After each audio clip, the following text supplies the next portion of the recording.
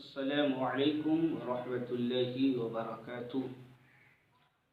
الحمد للہ رب العالمین والصلاة والسلام علی سید المرسلین، اما بعد فاعوذ باللہ من الشیطان الرجیم، بسم اللہ الرحمن الرحیم۔ آج کے اس دور میں اگر دیکھا جائے تو لوگ مجبوروں کا فائدہ اٹھانا چاہتے ہیں۔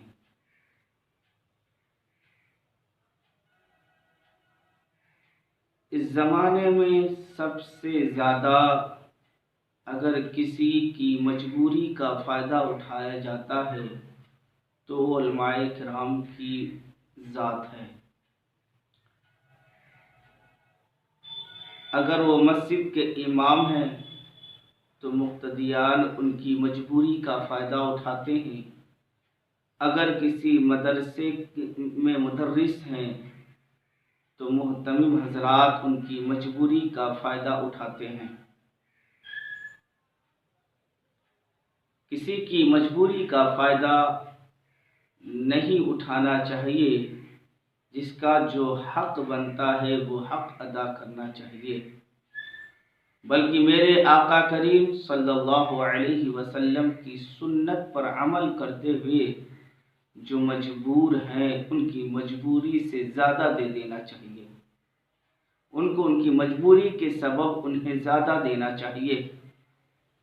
حضرت جابر رضی اللہ تعالی عنہ فرماتے ہیں کہ ایک صحابی رسول صلی اللہ علیہ وسلم نے اپنے غلام کو آزاد کیا کہ میرے انتقال کے بعد تم آزاد ہو، اور صحابی کے پاس اس غلام کے علاوہ کچھ بھی مال نہ تھا۔ میرے آقا کریم صلی اللہ علیہ وسلم نے اس غلام کو 800 درہم کے بدلے خریدا اور غلام کو بھی آزاد کر دیا، اور وہ 800 درہم اس صحابی کو بھجوا دیا۔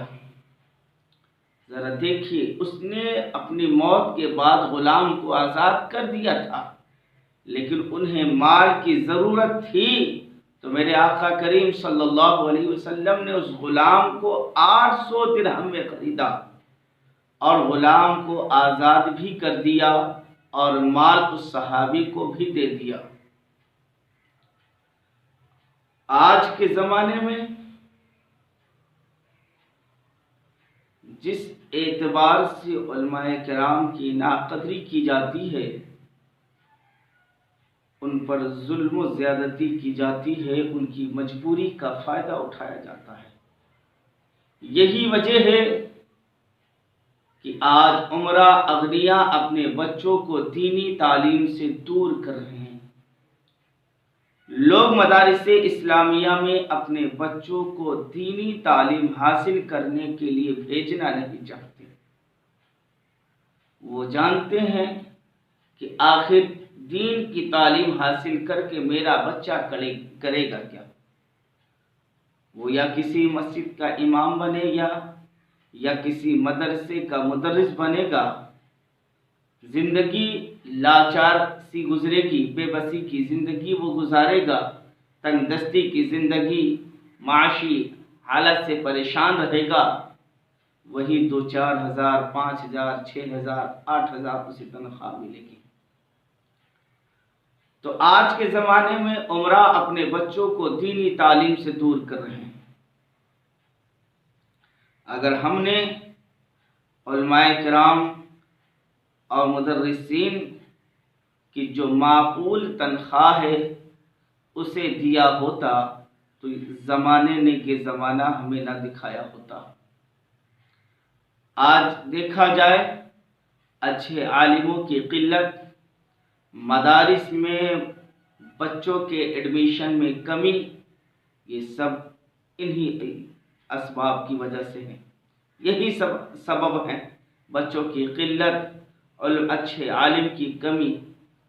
16 سال 15 سال پڑھنے کے بعد وہ 5 ہزار 6 ہزار 8 ہزار پر یا کسی مدرسے کے مدرس بنیں گے یا کسی مسجد کے امام بنیں گے، تو لوگ سوچتے ہیں کہ اپنے بچوں کو دینی تعلیم سے کیوں آراستہ کریں۔ لوگ سمجھتے ہیں کہ اگر دینی تعلیم دیا جائے گا تو مجبور ہو جائے گا، لاچار ہو جائے گا۔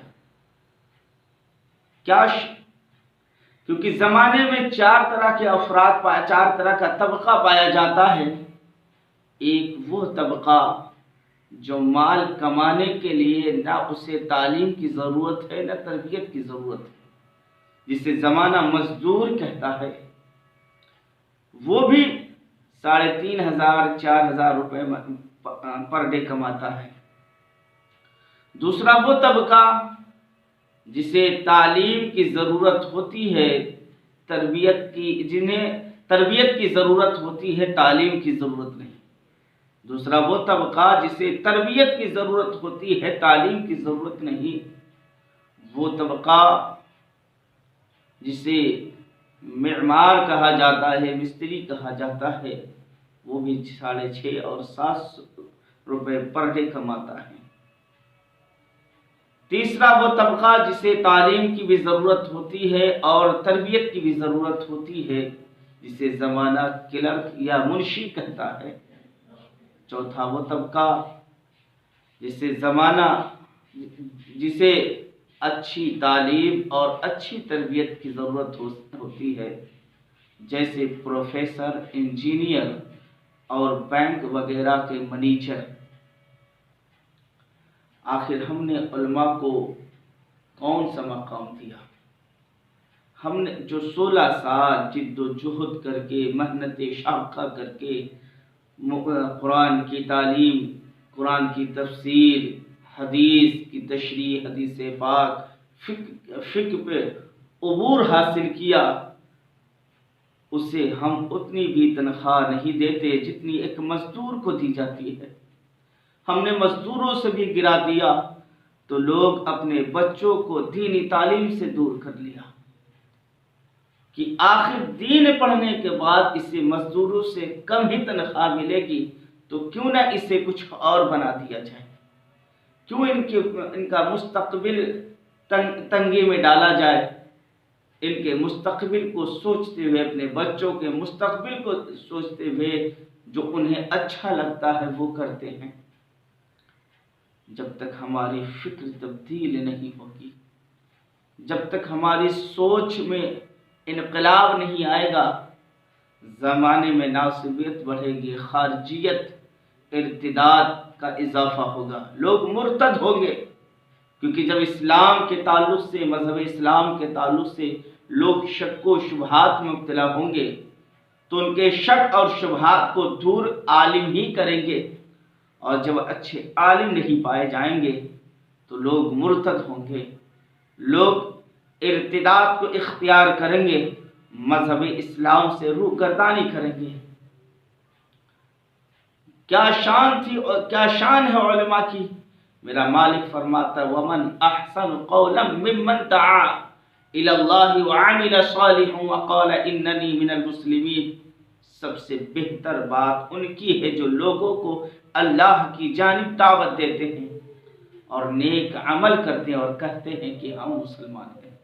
میرے آقا نے فرمایا کہ جو علم حاصل کرنے کے لیے کسی راستے کو اختیار کیا تو اللہ تبارک و تعالی اسے جنت کے راستوں میں سے ایک راستے پر چلائے گا، اور فرشتے اس طالب علم کے آگے اپنے پروں کو بچھا دیتے ہیں اس کی خوشی کے لیے، اور عالم کے لیے زمین و آسمان، سمندریاؤں کی مچھلیاں بھی استغفار کرتی ہیں۔ زمین و آسمان کی ہر شے اور مچھلیاں بھی عالم کے حق میں استغفار کرتے رہتے ہیں۔ یہ شان ہونے کے بعد، علم کی یہ فضیلت ہونے کے بعد، علم دین کی، میرے آقا فرماتے ہیں کہ علم کی مجلس میں بیٹھنا، یہ 1000 رکعت نفل نماز پڑھنے، 1000 جنازے میں شریک ہونے، 1000 مریضوں کی عیادت کرنے سے بہتر ہے۔ کسی نے پوچھا یا رسول اللہ کیا تلاوت قرآن سے بھی بہتر ہے؟ آقا نے فرمایا کیا قرآن کی تلاوت بغیر علم کے مفید ہے؟ یہ شان ہونے کے بعد ایک عالم کی دینی تعلیم کی یہ شان ہونے کے باوجود لوگ اپنے بچوں کو دینی تعلیم سے دور کر رہے ہیں۔ زمانے میں ارتداد بڑھ رہا ہے، لوگ مرتد ہو رہے ہیں، لوگ خارجی ہو رہے ہیں، اسلام سے روگردانی کر رہے ہیں۔ آخر ان چیزوں پہ ہماری نگاہیں کیوں نہیں ہے؟ کیوں ہم اچھے عالم کی ڈیمانڈ نہیں کرتے؟ اور جب ہم اچھا عالم چاہیں گے، اچھا امام چاہیں گے، اچھا مدرس چاہیں گے، تو پھر انہیں معقول تنخواہ بھی دینی ہوگی۔ ہم یہ سمجھتے ہیں شاید وہ فرشتے ہیں کیا ان کی ضروریات نہیں ہے؟ کیا ان کے بال بچے نہیں ہیں؟ کیا ان کے والدین نہیں ہیں؟ کیا ان کے گھر کے افراد نہیں ہیں؟ کیا ان کے گھر میں کوئی بیمار نہیں ہوتا ہے، کوئی مریض نہیں ہوتا ہے؟ کیا ان کے خاندان میں شادی بیاہ نہیں ہوتی ہے؟ کیا ان کے بچوں کی شادی نہیں ہوتی ہے؟ کیا ان کے بچوں کی شادی نہیں ہوتی ہے؟ کیا ان کے بچوں کی تعلیم و تربیت میں اخراجات نہیں چاہیے، پیسے نہیں چاہیے؟ ہم نے کیا سوچا کہ انہیں تو اتنا ہی دیا جاتا ہے کہ 2 ٹائم کھانا کھا سکے، اگر کوئی بیمار ہو جائے تو وہ کیا کرے؟ چوری کرے، ڈاکہ ڈالے، کیا کرے؟ آخر ہماری فکر میں انقلاب کب آئے گا؟ ہم زمانے میں انقلاب کب لائیں گے؟ ایک اچھا عالم، ایک اچھا مدرس جب معاشی تنگی کا شکار ہو تو وہ معاش کی فکر کرے گا کہ قوم کی رشد و ہدایت کی فکر کرے گا، وہ کیسے مطالعے کے لیے وقت نکالے گا، کیسے اپنے علم میں اضافہ کرے گا، کیسے لوگوں کے مسائل کو سلجھائے گا۔ وہ معاش میں ہی مبتلا رہے گا، وہ پریشانی میں مبتلا رہے گا، کیسے لوگوں کے مسائل کو حل کرنے کے کتب کا وہ مطالعہ کرے گا؟ کیونکہ دین مسائل کے حل کے لیے قرآن و حدیث کا مطالعہ ضروری ہے، تبھی علم میں اضافہ ہوتا ہے۔ اگر ہماری فکر میں انقلاب نہ آیا، اگر ہماری فکر میں تبدیلی نہ آئی، اگر ہماری سوچ میں تبدیلی پیدا نہ ہوئی تو وہ دن دور نہیں ہے کہ مساجد مقتدیان سے تو پر ہوگی لیکن امامت کرنے والا کوئی نظر نہیں آئے گا۔ اللہ تبارک و تعالی ہم سب کو عمل خیر کی توفیق عطا فرمائے۔ السلام علیکم۔